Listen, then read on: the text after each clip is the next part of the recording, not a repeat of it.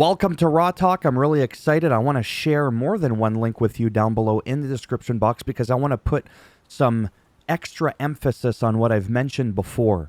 At the top of this website, when I always say, hey, go check it out, you will see stuff up here under the featured videos that you will not see during the regularly televised show on TV, on your screen. Now, the full recap, I've never seen that before. I got a link for that. It's a full 20-minute video of footage from the actual show, minus my bald pumpkin head flapping my gums 100 miles an hour. So if you just want to get caught up and you're not caught up, you don't have cable, whatever the excuse is, you can check it right out from WWE. That was right there. This was already there. That was already there. That was already there. Oh, this one, for example.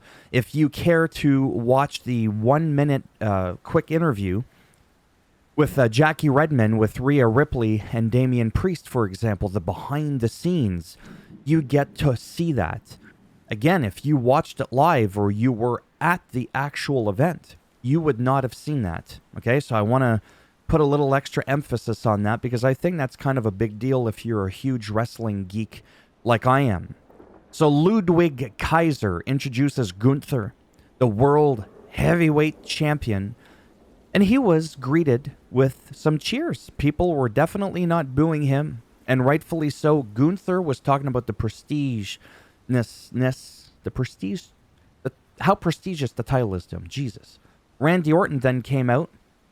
Bash in Berlin will have Orton wanting to meet Gunther, and Gunther didn't duck, didn't run, didn't hide.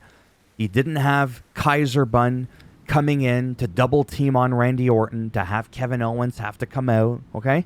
There was none of that. He just said, you know what? I accept. There was even a handshake. And I appreciate that because when he does talk about the prestigiousness of the title, I've said this before, but it has to be said again because it's relevant to what we see on our screen right here. Gunther, in my humble opinion, is one of the absolute best heels of all time. Yeah. Not only that, he's one of the best champion heels, or heel champion. Anyways, champion heels of all time. Again. How many times have you seen Imperium interfere? It's amazing. And that builds so much credibility. You could still be the jackass heel, the guy that people respect, or the girl that people respect, but still be the heel in how you talk, but in how you conduct yourself proper. He always talks about the ring being sacred and all that. And to me, I just appreciate that so. And I know that's not necessarily like his doing. It's a part of the creative writing. But that is the genius behind it. And the fact that Gunther just carries that so well. He is so good on the microphone. It's disgusting. He's so good in the ring. His cardio, everything about him, the physicality, the brutality. And Damian Priest brought the best out in each other, honestly. I already knew these two were great, but it was like, oh, okay.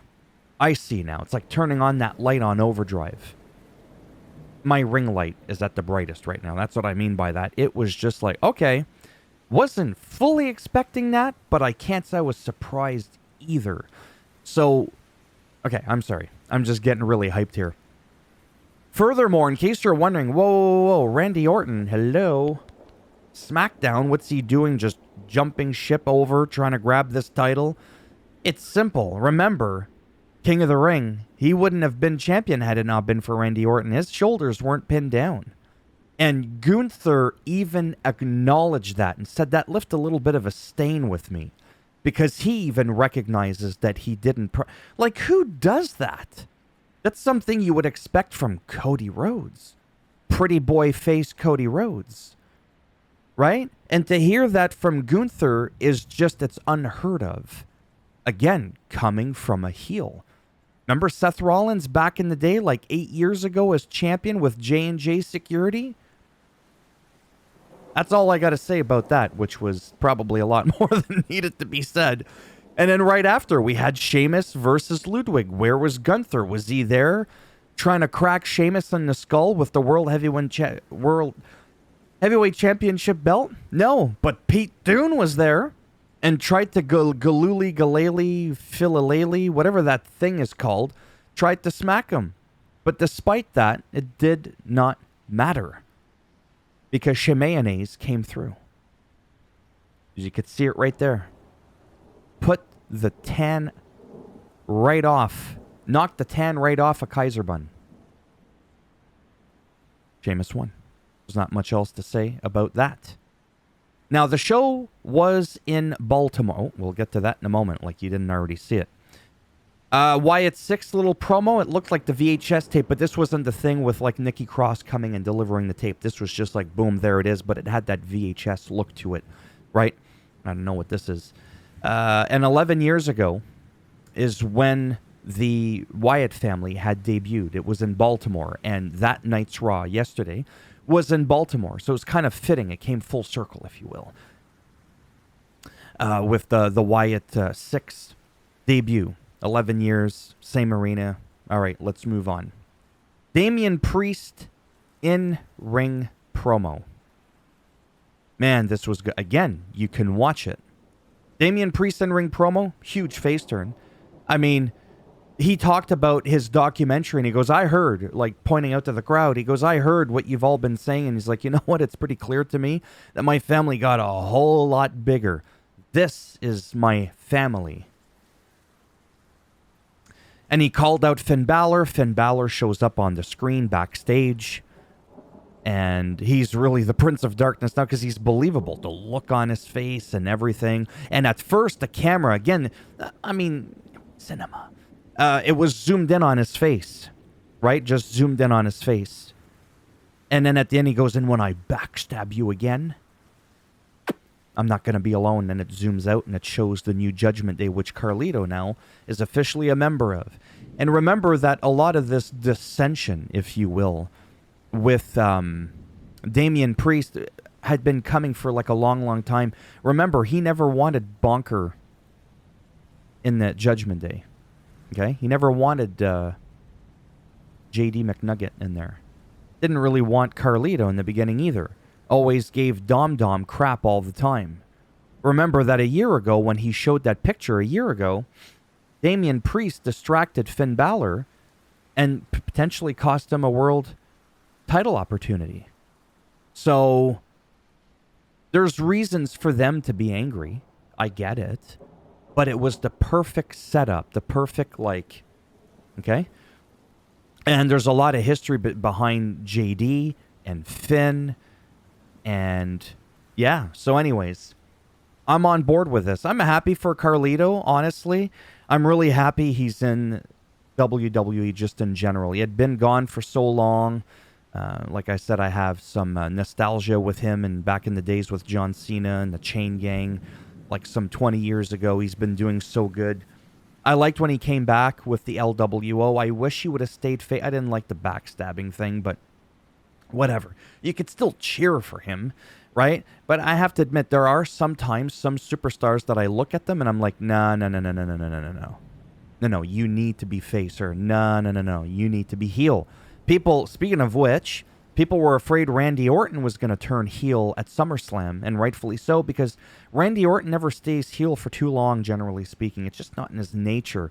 But I really feel like since the whole Riddle thing, the whole thing with KO, just at this later stage in his life, I have to admit, potentially mentally, to some extent, it's kind of nice to hear the cheers. You know that you're still respected backstage and that you're still respected by the WWE Universe. But it's kind of nice to come out and everybody's like, yeah, and everybody's wanting to shake your hand and all that. It's got to do something. So I think for Randy Orton, I don't know, man. I think he's enjoying being a face this time around. I really do. And maybe that's why it was the perfect opportunity to be like, you know what? Go after the championship, but on Raw. Don't go after Cody Rhodes, because, again, they have huge history. I mean, it would make sense. It could set up for a perfect storyline. But honestly, and it's just me, I don't really want to see that storyline. I really don't. And I'm glad that we got this thing. So anyhow, moving on. This is beautiful. This is beautiful. Oh, and speaking of the Judgment Day, because of that video that I showed you, unlike Alpha Academy, which I'm spoiler alert because I wasn't going to talk about that after. Alpha Academy, Chad Gable told the crew, you know what? You can keep the name Alpha Academy. We're American made. Whereas in this instance, Damian Priest says, no. They're calling themselves the Judgment Day. We're the OG Judgment Day. So just a little bit of a thing to keep in mind there. Good thing I have my notes. Even though I haven't really been looking at them, I'm kind of proud of myself for that. Lyra Valkyria defeats Shayna Baszler, but by disqualification because, again, there's distractions and something in my eye, so now I'm getting distracted. There's something going on here where, you know, Shayna and Zoe get it. They got to get involved with Sonya Deville, right, and attack Lyra Valkyria. And then that causes Damage Control to come out and I go and save, because was it really for their benefit, for her benefit, or just for them because they're the most dominant woman faction that they want to assert? So they attack Sonya Deville and the crew. But then they never go after and attack Lyra Valkyria. So it gives you the illusion that potentially they're going to be turning face, but not necessarily, because you don't see any like, oh, are you okay, Lyra? Let's help you up, or anything like that. Again, it goes back to that thing potentially, and I could be wrong, that thing that I've talked about multiple times where you can see heels versus heels just attacking each other. Gunther versus Bronson Reed or whatever, right? Like you can see that happen. You can see the clashes between the Bloodline and Judgment Day. You know, just stuff like that. So maybe this is just a case of like two heels going after each other, and it's just a byproduct that Lyra Valkyria gets saved because she has nothing to do with the beef that's ensuing between the two teams here.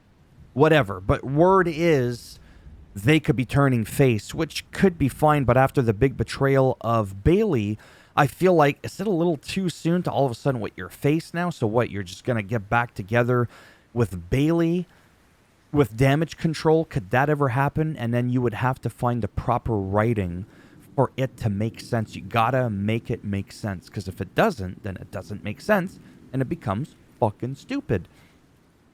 All right, anyways, moving on. A great vignette promo from Karrion Kross about Xavier Woods. Again, in my opinion, Karrion Kross and all that, I really enjoy that faction a lot, Final Testament. There's definitely something there, and if, you know, somehow some unfortunate thing happens where it just ends up dwindling away, like some groups do eventually, because they can't capitalize, it's not always the fault of the superstar. Sometimes it's just there's no room for the scripting for it to have them fit in, potentially. That can happen. There's a lot of incredible talent, a lot of people that you may not know, like I said, that have in them something you're just not aware of. And if they're not able to be given the opportunity to showcase it, then that's it. Then you'll never really know. But Karrion Kross, like I said, if you follow him on Twitter, I'm still going to call it Twitter, and I'm still going to call it tweeting because it just sounds cool, rather than if you check him out on X while he's Xing and he's there with his wife Xing, people are going to start thinking that shit is X-rated, and it ain't. So, okay? We could laugh about that. Anyhow, he's great. So backstage, Ivy Niles was now connected with Chet.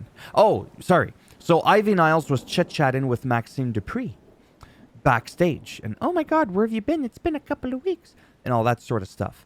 And Ivy's like, well, you know, the guys just have this new passion. And she's kind of trying to, like, excuse the heel behavior, if you will. And then Chad steps in and he's all like, she's got nothing of value to say. Come on, let's go. And that's when he said, you know what? You can keep the group name Alpha Academy. I mean, how noble of him. CM Punk came out, and I loved it. And I guess they loved it too, because normally all the clips that you will see are always 3 minutes, but when it comes to Punk or The Rock, give him the whole fucking segment. The whole 13 minutes is right there, which is a beautiful thing. You don't even have to have cable. It's awesome. You can just relive it.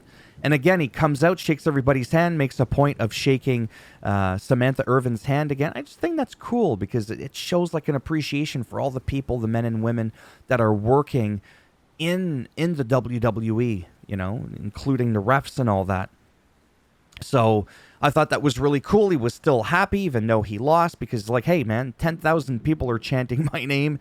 They chanted my name for over a decade that I hadn't been around, and he was happy to be back in Baltimore because it's been over a decade since he's been in Baltimore as well. And then Seth Rollins came out. He was angry. He wanted to fight, and rightfully so. I was hoping in my brain something was going to happen and have Punk... I mean, this is going to be stupid, but I'm still going to share my thoughts with you.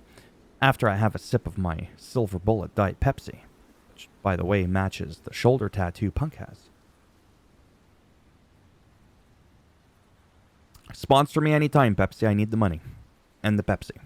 I need all that aspartame. I was kind of hoping what was going to happen is that whole thing of CM Punk going, look, you know what? I can admit when I'm wrong. I saw that you had my better interest at heart at SummerSlam, despite our differences. And I have to say, it's hard for me to shy away from saying that I'm appreciative of that. And for that, I want to thank you and humbly apologize for not seeing that in the moment and being too encooped with my own rage with Drew, being blinded by that. I saw that you tried to protect the bracelet. I saw that you were properly counting this, that, and the other thing. That could have been an interesting angle and still had Seth pissed off and said, look, I don't know what it takes for you to, you know, to believe me or whatever Punk could have said, but it could have been an interesting first step in potentially putting aside their differences.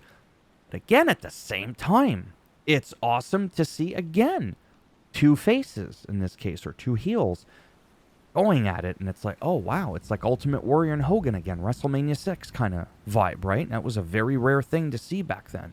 And then Drew McIntyre comes out, and you know, he wants to fight, and then Punk chased Drew out as Drew ran away, and then Bronson Reed ambushed Seth, and this was pretty nasty. You could see it for 3 minutes. There's Orlando Jordan. Orlando Jordan. He was a competitor. He was really good. He was touted as Kurt Angle's lost son, bastard child. And he was really good, but then he got a neck injury, and now he's just like a backstage official, which is cool. Kind of the same thing that happened to Corey Graves, but instead they put him on commentary, which is very good for him. But he ate 6 tsunamis. No one capable was able to get him out of harm's way. I've talked about this before, and I want to talk about it again because it's so dumb that you, oh, look at me, I got the leather gloves. Your biceps are the size of my fucking wrist. Like, do something. Be able to be... Not everybody's got to be some big, like, you know, Braun Strowman kind of guy, but Jesus... Get some capable people in there. Not all of them, but have some of them. So if you got a group of like 8 or 9 people and they're all like, you know, you're starting to look like Trump's private Secret Service team. Yeah, that's right. I went there. Oh boy. I had to. Just very shitty. Plain and simple. Just fucking ridiculous. Really. Get some people in there, even if it's just 1 or 2. That can really take control of the one superstar after a while and get him the hell out. To be honest with you, again, with what I said for my speech about Punk, that I wish you would have said, and then Rollins would have been like, I don't think so, then runs off, still does his thing, then he starts to attack him, maybe gives him a couple of tsunami splashes. Could you imagine if CM Punk would have come back to save Seth Rollins, push him out of harm's way, and then he ends up eating the beating from Bronson Reed? I'm just saying. I'm not saying it's a good idea. I'm not saying put me as part of creative with WWE, although the paycheck would be nice. Because this ain't really cutting at $40 a month, but whatever, I'm having fun. I just think it could have been interesting. That's all I'm saying. That's all I'm saying. New Day versus AOP. The New Day defeat AOP because there's a lot of like distractions and stuff like that. Odyssey Jones comes out. I say NXT because I don't know who he is. I've never seen him before. He sidewalk slammed both of AOP at the same time and held them up. Like, this dude is huge. He makes AOP look like, okay, I get it. You're big too. And I'm like, he's like the biggie of the group, you know? So I don't know if he's going to be staying now with the New Day. Is this like the new team member? I don't know. But even backstage, Xavier Woods like, yeah, okay, that's great. All right, yeah. So you knew him before? Like, there's some stuff going on there. I don't know if that's going to lead to something. I'm not saying it is or isn't. I'm just making that observation that Xavier Woods looked a little bit caught off guard there with that. So, JD recaps on Priest at SummerSlam in a vignette promo. Says Priest never liked him anyways. He never even wanted him in the group, which is true. Which led to their match soon, but not before A-Town Down Under defeated Awesome Truth. It's always nice to see these guys, and A-Town Down Under went over with the victory. You see what I did there? I've been waiting all day to say that line. Yeah, it was just a nice match. Like I said, I can't wait to see the implosion of these guys either and have Austin Theory turn face. That's going to be a huge pop. Huge popping moment that's going to be. Then we had the Priest vignette promo about JD. It was short, sweet, to the point, and I loved it. And then again, Damian Priest defeated JD McDonough, but via disqualification because the whole pack got in, including Grand Slam Finny Finn, to beat the crap out of Priest. Hell, Liv Morgan even started getting involved, hitting Damian Priest. But what really just... and I knew it had to happen, or I was going to shed a tear or two. Rhea Ripley came out, bonked Liv, bonked JD with the headbutt, and then it was just beautiful. And then she stands by Priest, and then I told you about the video backstage of these two. It was just it was a surreal moment. It was great. It really was. Io Sky defeats Sonya Deville. Good match. Io Sky is amazing. There's no denying that. She's like, don't want none of that. Sammy and Jey Uso chatting backstage because he's doubting himself again. Sammy has a rematch, though, with Braun Breaker next week for the title. And Jey Uso said, how would you like to be double champ? Because he's working on Jey Uso and Sammy, apparently, if I heard that correctly, to have a tag team title match against the Judgment Day. Says that they still have some unfinished business. That would be kind of cool if Jey Uso and Sammy, because of that history again that they have, that would be cool if they come together, then they rejoin the bloodline. Anyways, I'm getting ahead of myself, but that there's something inevitable about that's going to be coming back. Actually, let's talk about that really quick. So now that Roman Reigns is back on SmackDown, blah, blah, blah, you've got Jey Uso, there. I don't know how that's going to work, but anything can work if they wanted to make it happen. It doesn't matter who's on what brand. They can make things happen. Look at Randy Orton, okay? Going to be taking on the world champion. So that means if he wins from Gunther at Bash in Berlin, that would automatically make Randy Orton a Raw competitor, and then he would never have to go after Cody Rhodes or do any of that stuff, that unsavory stuff that we think could happen. Full match here. Anyways, so it would be cool to see somewhere down the line whether Jimmy and Jay get back together. I don't know, man. But Paul Heyman, just that whole thing. I don't know how they're going to play that out, but it's going to be interesting to see that unfold. You could potentially have Paul Heyman, Roman Reigns, which would make sense, and maybe Jimmy get back together, like those three. It could make some sense. I mean, it does make some sense for sure. But then if Jay and Sammy are on another brand, I don't know. We'll have to wait and see. We don't have a choice. So Chad Gable and the Creed Bros. Chad says they're now American made. Versus the Wyatt Six. The Wyatt Six entrance was nice with Uncle Howdy, a.k.a. Bo Dallas, which they still refer to him as such. Sat in a chair with Nikki Cross at his feet. And then we have Mercy the Buzzard, Dexter Loomis with the new look, the long dreads. Joe Gassi is Huskus the Pig. And then you have, Eric Rowan.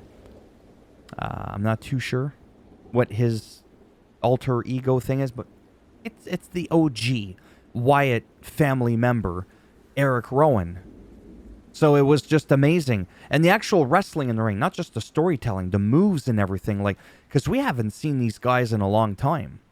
But clearly they've been keeping up, because it was just absolutely great, and it was believable, and they defeated Chad and the Creed brothers, even though they weren't officially announced or referred to as American made. Maybe that'll happen next week. I'm not too sure. All I know is, in the end, this was a fantastic SummerSlam. The post the post SummerSlam Monday Night Raw Fallout show. It was great. There was a couple of twists there. Like I said, we got a little bit of closure, especially with the whole Judgment Day thing and where Rhea and Damian are. Are they on the same page? And the rest of the Judgment Day clearly being on the same page. So it was just fantastic for me, and I can't believe that this video is almost a half hour long. It's longer than the official recap. What can I say? I don't know. Maybe you were better off checking that out. Thumbs up as always if you liked the video. It does greatly help support that channel with the algorithm. If you didn't like it, go ahead and give it a thumbs down. I'll bend it in half and twist it. Maybe this time you won't get the Solo Sikoan thing, because that's just weird. Especially in the behind in the rectum there. Maybe you just get like an RKO on your bent thumb. But he grabs you in a wrist lock, and it's like an RKO on your thumb. Yeah. And if you want to subscribe to the channel, exactly. Doesn't even need to be mentioned. Naturally, that would be great. And if not, thanks for stopping by anyways. Take care. And maybe I'll see some of you in the next one. Bye for now.